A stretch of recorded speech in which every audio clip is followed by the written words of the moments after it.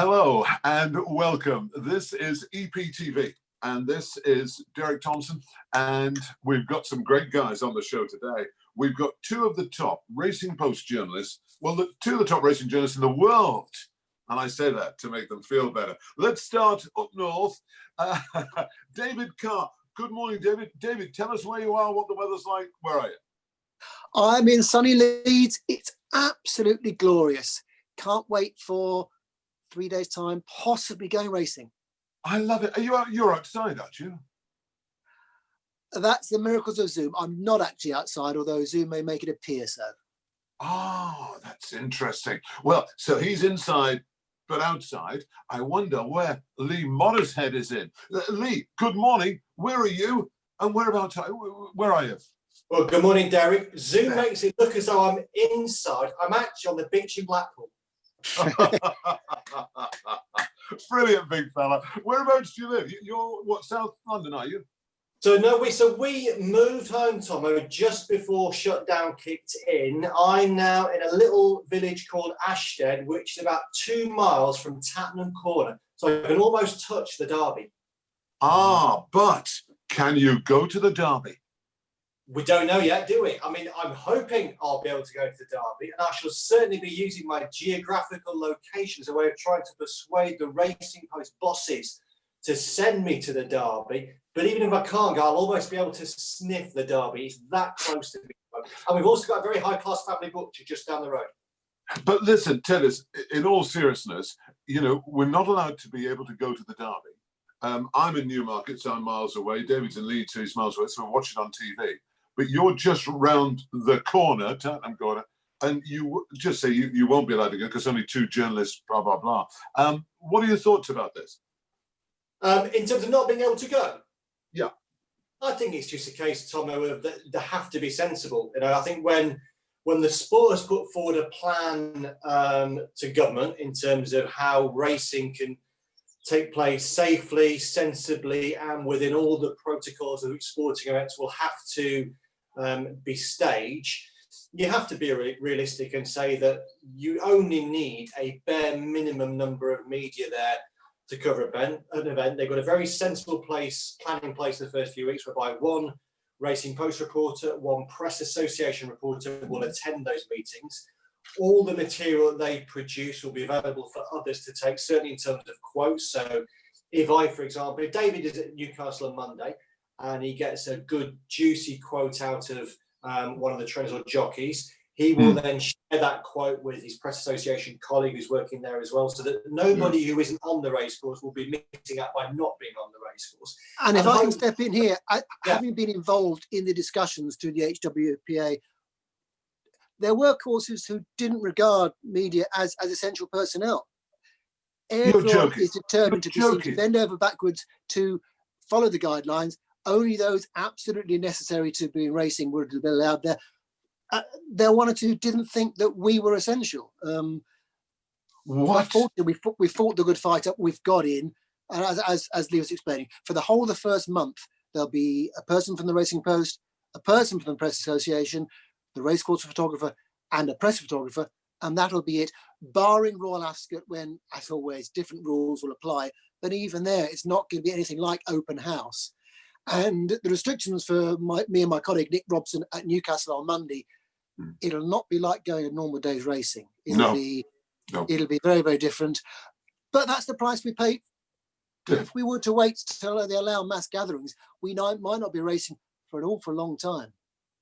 I tell you, let me put it on that's about us. You know, I'm going to commentate and I'll be the only one there in the commentary box. It would be very, very strange. But say you're an owner, you're paying thousands of pounds a month to have your horse trained, hopefully win. Just say he wins, you're not there. What's it all about? That's unfortunate. But the majority, I think, owners accept that it's the price we pay for coming back on June the 1st, not July the 1st, August the 1st, September the 1st. Derek, I was at Wetherby, the last meeting before shutdown, and that was a very depressing day. When you left the course that night, if you asked everyone when will racing resume, plenty of folk would have said it would be a long time after June the 1st. So it's a balance. We can return next Monday with the absolute bare minimum of people there. Sadly, that means owners can't come. Or you could say, no, we're not going to race until we can do it properly with owners and all the rest. That might be a long way down the line. And I think most owners would rather have racing back with perhaps their horse winning without their being there. But it's a trade-off, Derek. I was on the gallops the other day. I was talking at a respectable distance to some of the horse box drivers. And, you know, the horses entered at Newcastle on Monday. They're going to be driving from Newmarket. They're going to have 2 drivers because they can't stay there overnight. And obviously one driver, tachograph, he'll be over the top. So therefore he won't be able to drive back. So it's going to become rather expensive, but essential.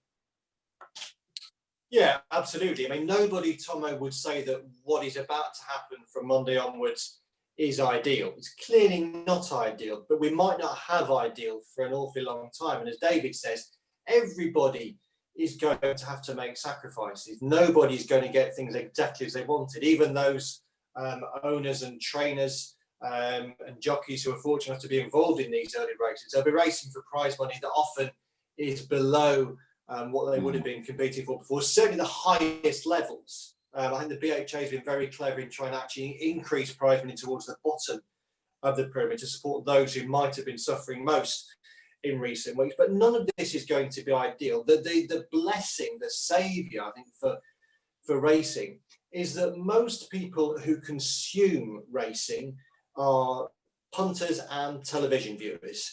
And I think if you're watching horse racing next week, if you're watching Newcastle on Monday, if you're watching Newmarket for Guineas weekend next weekend, the action on the track will still look as it did last year. The 2000 Guineas will still look like the 2000 Guineas. When you're watching it on TV, you won't see that to the side of Pinatubo in Arizona, there's a huge empty grandstand. You will still get to see the action on the track.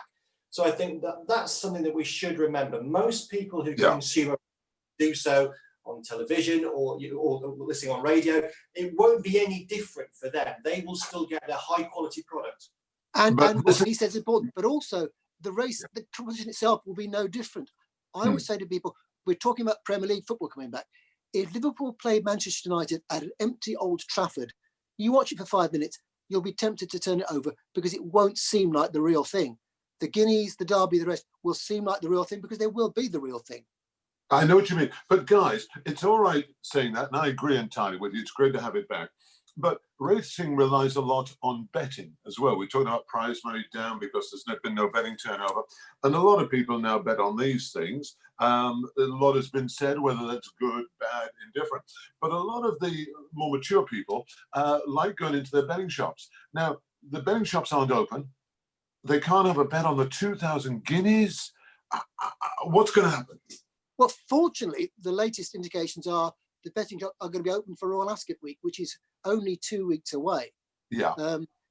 Again, there are so many things in this whole pandemic that are completely out of our hands.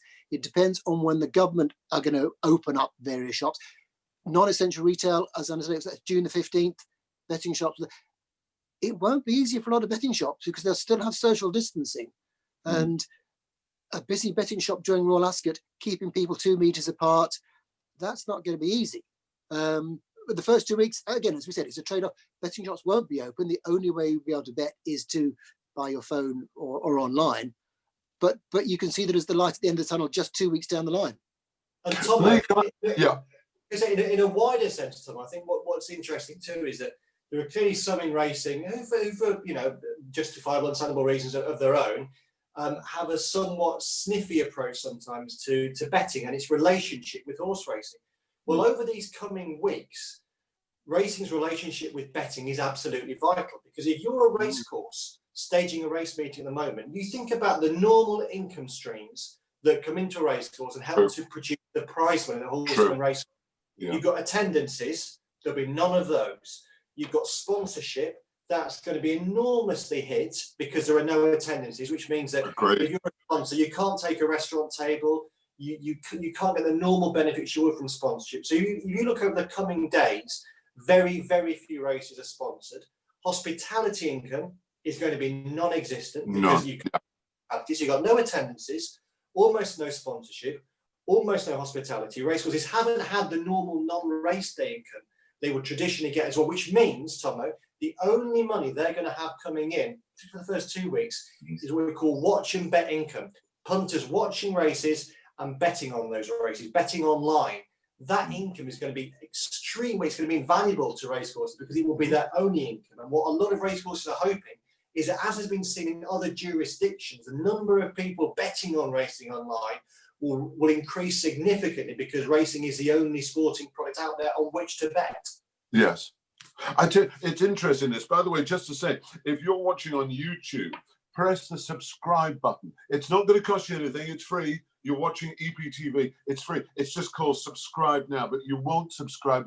Just press that button if you're watching on YouTube, Facebook, obviously. It's all free, EPTV. Now, that's a good point. You mentioned there'll be no hospitality, no dressing up for Royal Ascot in top hats and tails and beautiful hats. Lots and lots and lots and lots of people are going to miss out on the money that is spread around the world from whatever, from the lady who sells you your little rose in the car park, you know, when we pull up and we give them a $5 and they put the gypsies, they won't be able to get into it. Should they have postponed Royal Ascot till, say, September, like in the Americans, the Kentucky Derby is going to be held in September? Well, I think the difficulty of that is that the idea when they're reframing the fixture list and the pattern race, they want to get the classics run, the Guineas, the Derby, and then they want to return as much as is possible back to what is normal. They want to run Glorious Goodwood at the time Glorious Goodwood was run, the EBOR meeting, the time EBOR meetings run, and they're hoping then that there'll be fewer and fewer lockdown restrictions as the year goes on, and then the racing thereafter could return to something like normal. If Ascot wasn't run in June and you stuck it in, what do? Stick it between Goodwood and York? That's not going to work. There's not a window to squeeze it in. You can't do it. Ascot works best on that scenario, run as it is. That again causes problems, as everyone knows. The 2-year-old races, there's been one 2-year-old race run so far in Britain or Ireland. To find out who's going to run the Coventry Stakes, you get an awful lot of astonishingly good horses running in unlikely maidens over the next 2 or 3 couple of weeks. Again, it's a trade-off. You could either run Royal Ascot in 2.5 weeks, and it's not ideal because none of the Gold Cup horses have run this year. Yeah, I know what you mean. A stare fit, but to try and you can't run it at the time you're going to run the EBOR meeting. By the way, I saw the Queen Mary winner the other day, guys, but I'm not going to tell you. Was on the gallops here at Newmarket. So a good job Thomas getting about. Listen, was she definitely a 2-year-old, Tomo? I did Tingy Wiggy from 10 years ago. Thank you, guys. Thank you. Getting back to business, Pinatubo, best horse apparently better than Frankel. And I notice you've got a picture. Where's Lee? You've got a picture of Frankel behind you, one of your favourite horses of all time. Pinatubo, I mean, according to the ratings and everything, he wins the Guineas by 5 lengths. According to the ratings, he wins the Guineas 5 lengths, but sadly for Godolphin, they won't hand out the trophy according to the ratings as we have them now. He still has to go and prove it. As you say, Tomo, on the figures from what we saw last year, he's clearly the best horse. He was an exceptional juvenile. I thought particularly the 2 days he impressed me most were Goodwood and the Curragh. I thought in those 2 races, in the Vintage Stakes and the National Stakes. Oh, the National. Yeah, he looks sensationally talented. And there's often that phrase, isn't there? The Guineas are the final big race of the 2-year-old season, in the sense that they come early in the 3-year-old campaign, and often the form just carries on from 2 to 3. But the excitement, Tomo, is he still has to go and prove it.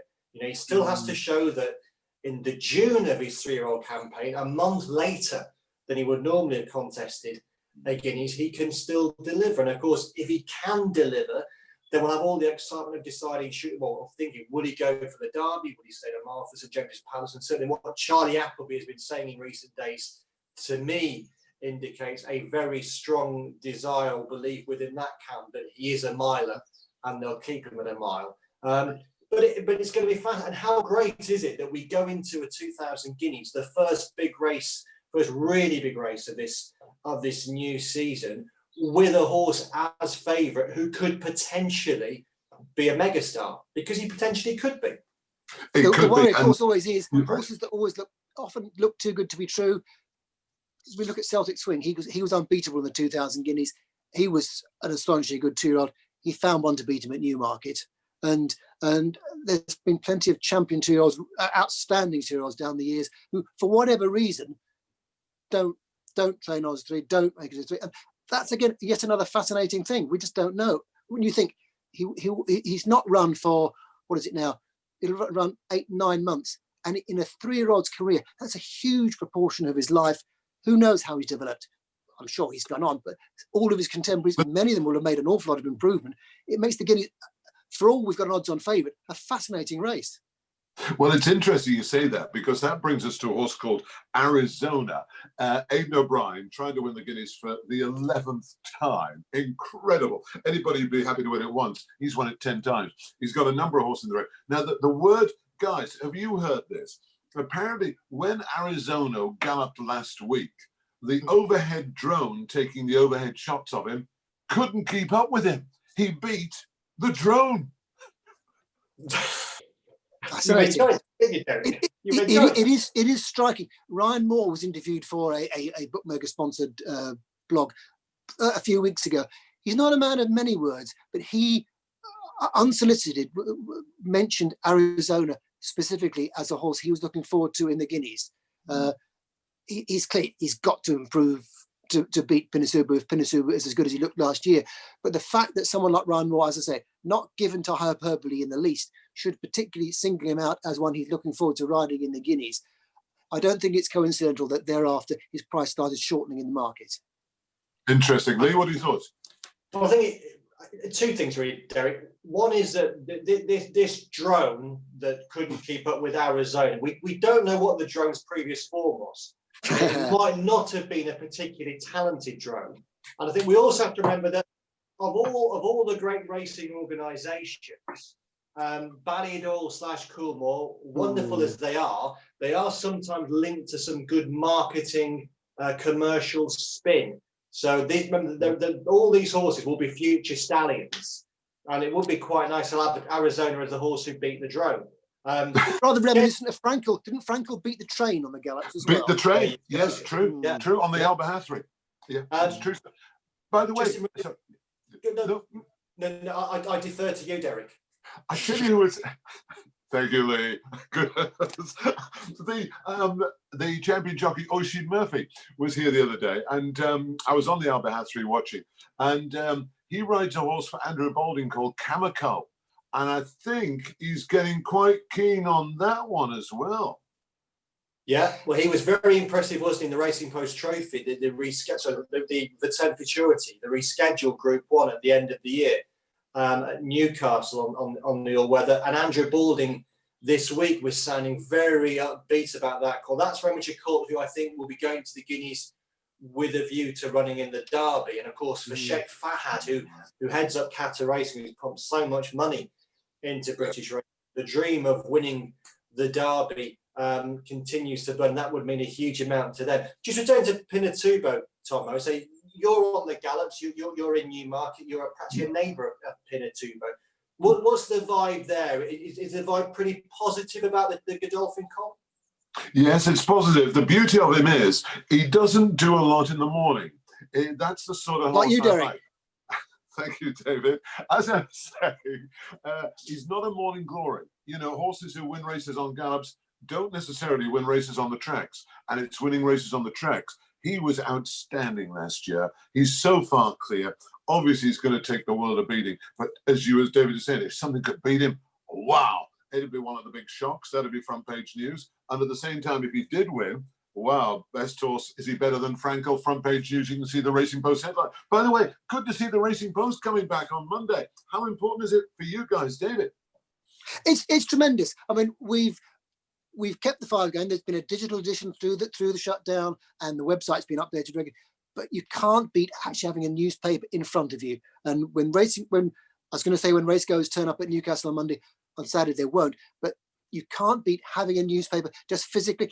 Racing is a sport where you want to see what's happening, but you want to have a Racing Post in front of you. You can study the colours. I'm an old traditionalist. I want to study the form. I want to open the page, read what your experts, your Tom Siegel, your Paul Keeley said, read the form in front of me. I'm showing my age here, but I always find it far more convenient having it in a newspaper shape format rather than even on my iPad, which is a tremendous way of getting access to it the previous night. But paper is paper. And I'm presuming that you guys are definitely glad racing's back, because over the past 2 months, it's been difficult a wee bit to find things to write about. But Lee, oh, David, you're shaking your head? No? When things are unusual and different and new, there's 1,003 different news articles. In my picture, we were in 2019. Yes, it's a Guineas, it's a Derby. We've been all through this before. Every day you wake up and think, we've never been through this before. I've never spoken to this trainer about what's he been doing for 6 weeks because he can't race. Everything is new. Everything is different. What's been the highlight over the past few weeks? I know Jamie Osborne's videos have been going down great. Well, anything just a bit different? What are your thoughts, guys? Well, for me, Derek, the highlight of Shutdown was that I got to interview one of my television idols, Des Lynam. So I had half an hour on the phone with Des. You didn't see the interview, Tom. I interviewed Des about his grand national memories, lots of great anecdotes. So for me, the chance to have a phone call with Des Lynam was just about the highlight. Can I tell you a true story? Des and I used to work together. BBC, this is going back a long time. And we were out years and years ago after the Stable Lads boxing. Do you remember? It used to be at the Hilton, and we all ended up in a nightclub in Piccadilly. And it was looking pretty busy. And Des and I were leaving. And as apparently someone hadn't paid the bill. And as we were leaving, this big doorman said, "Who are you two?" And I said, "I don't know about you, Line." I was walking down Piccadilly, but I'm going to leg it. And he said, "Tomo, leg it and we're dead." So we turned around. That is incredible. Tomo, I think that might be in this book, Tomo. I think it might be this. That's it. Who wrote? Lots of great stories. Still available. Hang on. Go on, Tomo. Look at that. Hey. Look at that. I feel bereft. Who was it again? It was some guy from the racing. Oh, it was Lee something. David, when's your book coming out? When's your book coming out? I shall talk you. I'm trying to work out where he is. I still can't work out. Oh, the best, the greatest ever. Still miss him to this day. Sir Peter O'Sullivan. Guys, we're coming towards the end, and I hope you've enjoyed it. The future, the 30 seconds. How we're doing, is racing going to survive? Yes. Are we going to survive? Is it going to get better? Come on, give us 30 seconds. We're going to survive. It's going to be very different. It's going to be a slow process. But in the words of the old advert, every day, in every way, we're going to get better. It's going to be a slow process. Every few weeks, the government will ease lockdown. There'll be more chance. More people will be allowed in. That people will get more racing. It's going to take a long time to get back to where we were this time last year. But there's no reason to, the unknown is how the whole thing's going to play out in terms of the economy. If we're set for the biggest depression for 300 years, as the Financial Times might suggest, then that's going to have a huge knock-on effect. But there's no reason, once the economy picks up, it could be 4 or 5 years before we're back to where we were this time last year. But there's no reason inherently why we can't actually get there. Lee? Yeah, I would agree with everything that David said, Derek. I mean, clearly we're entering an exceptionally difficult, unprecedented period of financial hardship in which people will have much less money to spend, and that will have consequence for racing on many levels. But however, if we try and look on the positive side, which I think we have to do at a time like this, racing compared to many other sectors is in a far better position. There are lots of industries, lots of businesses that would love to be in racing's position right now. One of my big hobbies, Tomo, is theatre. I go to an awful lot of shows. Yeah. People who work in theatres, they almost certainly won't get on the stage for many, many months, maybe well into next year. They would look on racing enviously. And in terms of racing itself, yes, it's going to be different. We're going to have a Guineas in June. We're going to have a Derby in July. But against that, let's try and embrace the novelty value. It's going to be a different sort of year. We're going to see lots of race in different places. We're going to see lots of great Sundays through this year to try and boost the ITV calendar. We'll have the Eclipse on a Sunday. And we still have, as we had this time last year, the prospect of a narrative of a flat season that builds towards the first Sunday in October and enable bidding to become the first triple winner of the Prix de l'Arc de Triomphe. It's going to be different. For many people, it's going to be hard, but we're still set for a fantastic flat season. Let's embrace it, enjoy it, and look forward to Monday and what comes thereafter. Say no more. Guys, just quickly, I always like to finish an interview with give us a horse to follow, because, you know, you guys are in the business. You know exactly what day of the week it is. What day of the week? So let's horse to follow. Lee, give us one. Andre Fabre ran a horse in a race called the Prix La Force at Longchamp before the shutdown in a race there, Derby trial. It's a horse called Ocean Atlantique. He looked like a horse that could well be a pretty jockey club horse, even a Derby horse. So I say Ocean Atlantique, races for the lads, the Coolmore owners, trained by Andre Fabre. Lovely, Lee. Thank you very much indeed. Stay safe, stay healthy. And come on, David, give us a horse. Oh, well, we kept talking about the 2,000 guineas. The one horse that we didn't mention that I think it's got a huge each way chance at a nice price. I like Threat of Richard Hannon Jr.'s.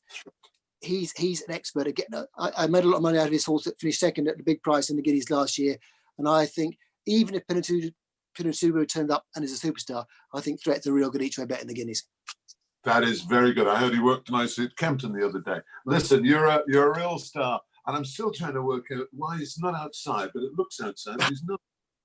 Incredible. David, thank you very much indeed. Thank you, Derek. I guess this would have been David Carr and Lee Mottershead, two of the top guys in the world of racing journalism. Well, we're looking forward to it. It's been a long 2 months, over 2 months. I'm going to play golf today.